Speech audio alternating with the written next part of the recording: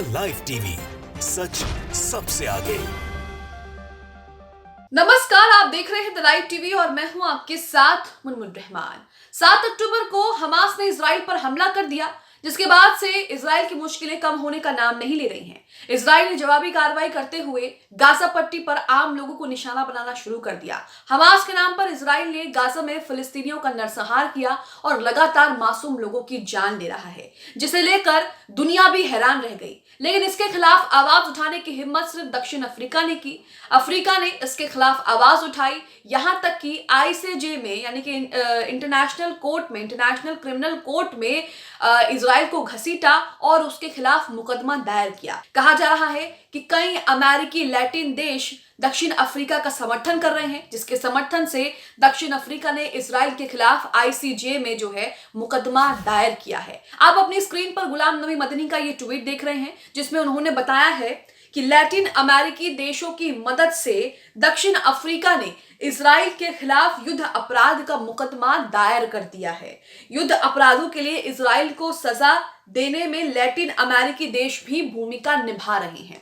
तो यहाँ पर हम देख रहे हैं कि जिस तरह से गाजा पट्टी में नरसंहार इजराइल ने किया है, मासूमों की जान ली है और वो लगातार बमबारी कर रहा है, लगातार खतरनाक बमों का इस्तेमाल कर रहा है, वहां पर खतरनाक हथियारों का इस्तेमाल कर रहा है, मिसाइलें दाग रहा है और पूरी की पूरी जो गाजा की जमीन है वहां पर पूरी गाजा की जमीन जो है वो तबाह कर चुका है। लोगों के पास घर नहीं है, खाना पानी भी उनका बंद कर चुका है और इसी को लेकर दुनिया भर के देश अफसोस तो जता रहे हैं, निंदा तो कर रहे हैं, लेकिन इसके खिलाफ गया दक्षिण अफ्रीका। कहा जा रहा है कि लैटिन अमेरिकी देशों के समर्थन से दक्षिण अफ्रीका ने आईसीजे में इजराइल के खिलाफ मुकदमा दायर किया है। लैटिन अमेरिकी देशों की भूमिका भी यहां पर अहम बताई जा रही है इजराइल को आईसीजे में घसीटने की। अब इसी के साथ कोलंबिया के राष्ट्रपति क्या कह रहे हैं सुनिए। यहां पर अल जजीरा का पोस्ट शेयर किया गया है और लिखा है, अल जजीरा को कोलंबियाई राष्ट्रपति ने कहा है कि गाजा में जो हो रहा है वो नरसंहार का युद्ध और मानवता के खिलाफ अपराध है और हम अंतर्राष्ट्रीय न्यायालय में दक्षिण अफ्रीका के कदम की सराहना करते हैं। आपको बता दें कि कोलंबिया भी लैटिन अमेरिकी देशों में आता है और इसी के साथ कोलंबिया के राष्ट्रपति ने यहां पर साफ साफ कह दिया है कि दक्षिण अफ्रीका ने जो कुछ किया है हम उसकी सराहना करते हैं, क्योंकि इजराइल लगातार गाजा पट्टी पर नरसंहार कर रहा है। आईसीजे में क्या हुआ है वो भी आपको बताएंगे, लेकिन यहां पर आप जान लीजिए कि लैटिन अमेरिकी देश कौन से हैं और इन्हें लैटिन अमेरिका क्यों कहा जाता है। तो लैटिन अमेरिकी में 33 देश आते हैं, जिनमें मैक्सिको है, ग्वाटेमाला, होंडुरास, निकारागुआ,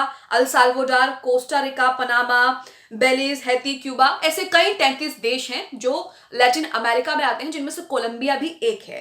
16वीं शताब्दी में जब पुर्तगाल और स्पेन से बड़ी संख्या में लैटिन लोग आकर इस भाग पर अधिकार करके बस गए थे, तभी से जो है इसे लैटिन अमेरिका देश कहा जाने लगा, लैटिन अमेरिका क्षेत्र कहा जाने लगा और इसमें 33 देश आते हैं, कोलंबिया भी इसमें एक है। अब जो इजराइल के खिलाफ आईसीजे में हो रहा है उसमें कहा जा रहा है कि लैटिन अमेरिकी देशों की भूमिका भी अहम है, क्योंकि उनके समर्थन से साउथ अफ्रीका जो है वो आगे बढ़ रहा है और इजराइल के खिलाफ जो है मुकदमा दायर कर रहा है। अब इसी के साथ यहां पर आपको बता दें कि लगातार जो है वो दक्षिण अफ्रीका के कदम की सराहना भी हो रही है। यहाँ पर मलेशियाई पीएम अनवर इब्राहिम ने क्या किया है, वाजिद खान के ट्वीट से देखिए, जिसमें लिखा है कि फिलिस्तीन के साथ एकजुटता में मलेशिया अत्याचार का विरोध करने और न्याय को बनाए रखने के लिए अंतर्राष्ट्रीय न्यायालय में दक्षिण अफ्रीका की कार्रवाई का पूरी तरह से समर्थन करते हैं। तो यहाँ पर आप देख रहे हैं कि दक्षिण अफ्रीका ने जो कुछ किया है उसके समर्थन में लोग आ रहे हैं और इसी के साथ यहाँ पर जो है दक्षिण अफ्रीका की सराहना करते लोग नहीं थम रहे, क्योंकि दक्षिण अफ्रीका ने जो किया है वो अरब देश अभी तक करने की हिम्मत नहीं जुटा पाए हैं। इसी के साथ यहाँ पर क्या क्या हुआ है आईसीजे में, इस पर भी नजर डालते हैं। इजराइल ने क्या कहा है, दक्षिण अफ्रीका ने क्या कहा है और अगर इस पर कार्रवाई होती है, सुनवाई तो हो रही है, सुनवाई के बाद आगे क्या हो सकता है, जब फैसला अगर आईसीजे सुनाएगा तो उसके बाद अंतर्राष्ट्रीय कोर्ट जब फैसला सुनाएगा तो उसके बाद क्या हो सकता है, इस पर बात करते हैं। तो बीबीसी का आर्टिकल आपके सामने है, जिसमें लिखा है कि दक्षिण अफ्रीका ने इंटरनेशनल कोर्ट में इजराइल के खिलाफ क्या क्या दलीलें दी हैं, इसके बारे में विस्तार से जानकारी दी है। तो यहाँ पर सबसे पहले देखिए कि दक्षिण अफ्रीका का क्या कहना है। दक्षिण अफ्रीका का दावा है कि गाजा में फिलिस्तीनियों के खिलाफ इजराइल जो कर रहा है वो नरसंहार है, क्योंकि उसकी कार्रवाई फिलिस्तीनी क्षेत्र में रहने वालों में एक नस्लीय समूह की बड़े पैमाने पर तबाही के उद्देश्य से है। दक्षिण अफ्रीका ने कोर्ट से गुजारिश की है कि वो इजराइल को अपना सैन्य अभियान बंद करने का आदेश दे। दक्षिण अफ्रीका ने यह भी कहा है कि इजराइल 1948 में हुए जेनोसाइड कन्वेंशन यानी कि जनसंहार समझौते का उल्लंघन कर रहा है। इजराइल और दक्षिण अफ्रीका दोनों ने ही इस समझौते पर साइन किए हैं और ये समझौता जनसंहार होने से रोकने के लिए दोनों पक्षों को प्रतिबद्ध करता है। 11 जनवरी को अदालत की 17 जजों की बेंच ने दक्षिण अफ्रीका के हाई कोर्ट के वकील टेम्बेका की दलीलें सुनी। उन्होंने ये कहा कि इजराइल ने जनसंहार के उद्देश्य से सैन्य कार्रवाई की है और जिस तरह सैन्य हमले किए गए हैं उससे ये साबित हो जाता है।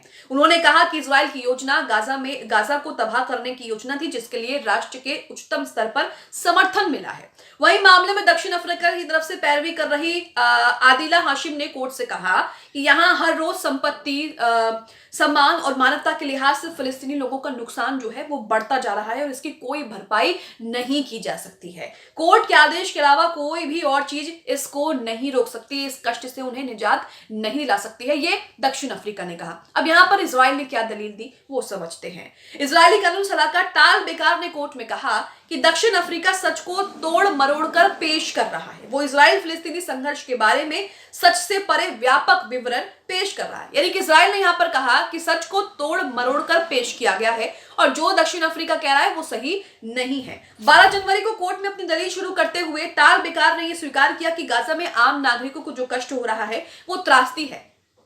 हालांकि उन्होंने ये भी कहा कि फिलिस्तीनी चरमपंथी संगठन हमास और इजराइल फिलिस्तीनियों को हो रहे नुकसान को बढ़ाना चाहता है, जबकि इजराइल इसे कम करना चाहता है। इजराइल शुरू से यही कह रहा है कि जो कुछ हो रहा है गाजा में वो हमास की वजह से हो रहा है। हमास जो है वो ह्यूमन शील्ड का इस्तेमाल कर रहा है, फिलिस्तीनियों की आड़ में जो है वो खुद को बचा रहा है। लेकिन हम देख रहे हैं तस्वीरों में कि किस तरह से इजराइल जो है वो लगातार पैरामेडिकल फोर्स हो, मेडिकल स्टाफ हो, अस्पताल हो, यहाँ तक कि स्कूलों के पास और लगातार रिहायशी बिल्डिंगों पर जो है वो बम गिराकर उन्हें नष्ट कर रहा है। इसी के साथ आपको बता दें कि जब सुनवाई हो रही थी तब एक तरफ जब सुनवाई हो रही थी दोनों पक्षों के जो लोग हैं वो एक दूसरे के सामने थे, तो दूसरी तरफ कोर्ट के बाहर भी जो है वो हलचल कम नहीं थी। यहाँ पुलिस की भारी सुरक्षा जो है, पुलिस को यहाँ पर भारी पुलिस बल जो है वो तैनात करना पड़ा। भारी सुरक्षा यहाँ पर व्यवस्था की गई ताकि फिलिस्तीनी समर्थक और इजरायली समर्थक जो है वो एक दूसरे के सामने ना आ जाए और वहां पर किसी भी तरह का विवाद या किसी भी तरह की कोई अप्रिय घटना ना हो।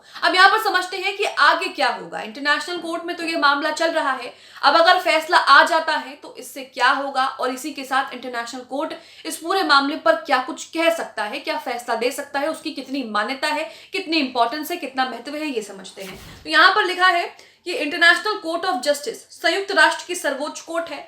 इसका फैसला सैद्धांतिक और कानूनी रूप से उन देशों पर बाध्यकारी है जो आईसीजे के सदस्य हैं। इजराइल और दक्षिण अफ्रीका दोनों ही इसके सदस्य हैं, लेकिन कोर्ट के पास फैसले को लागू कराने की अपनी कोई शक्ति नहीं है। यानी कि कोर्ट अगर कोई फैसला दे देता है तो उसे लागू कराने के लिए कोर्ट के पास अपनी कोई शक्ति नहीं है। ऐसे में जनसंहार के आरोप से जुड़ा जो भी फैसला आईसीजे देगी उसे केवल उसकी राय माना जाएगा। हालांकि उसके इस फैसले पर दुनिया की नजर रहेगी। इस मामले में आखिरी फैसला आने में सालों का वक्त लग सकता है, लेकिन दक्षिण अफ्रीका की गुजारिश पर कोर्ट जो है जल्द इस मामले में अपना फैसला दे सकती है और इजराइल से अपना सैन्य अभियान रोकने के लिए कह सकती है। तो यहाँ पर आपने देखा कि किस तरह से इजराइल की मुश्किलें बढ़ने वाली हैं और जिस तरह से दक्षिण अफ्रीका ने इजराइल के खिलाफ मोर्चा खुला हुआ है और जिस तरह से वो अंतर्राष्ट्रीय कोर्ट में इजराइल को जो है नरसंहार करने का आरोप लगा रहा है, उसे लेकर कोर्ट में क्या कुछ हुआ, कोर्ट में क्या दलीलें दी गई, ये भी हमने आपके सामने रखा। और इसी के साथ जो लैटिन अमेरिकी देश हैं जो लगातार साउथ अफ्रीका का समर्थन कर रहे हैं फिलिस्तीनियों के लिए और इजराइल के खिलाफ आवाज उठा रहे हैं, उनके मदद से भी जो है साउथ अफ्रीका लगातार इजराइल के खिलाफ जो है ये कार्रवाई कर पा रहा है। अब आप इस खबर को लेकर क्या सोचते हैं, कमेंट बॉक्स में हमें जरूर बताएं।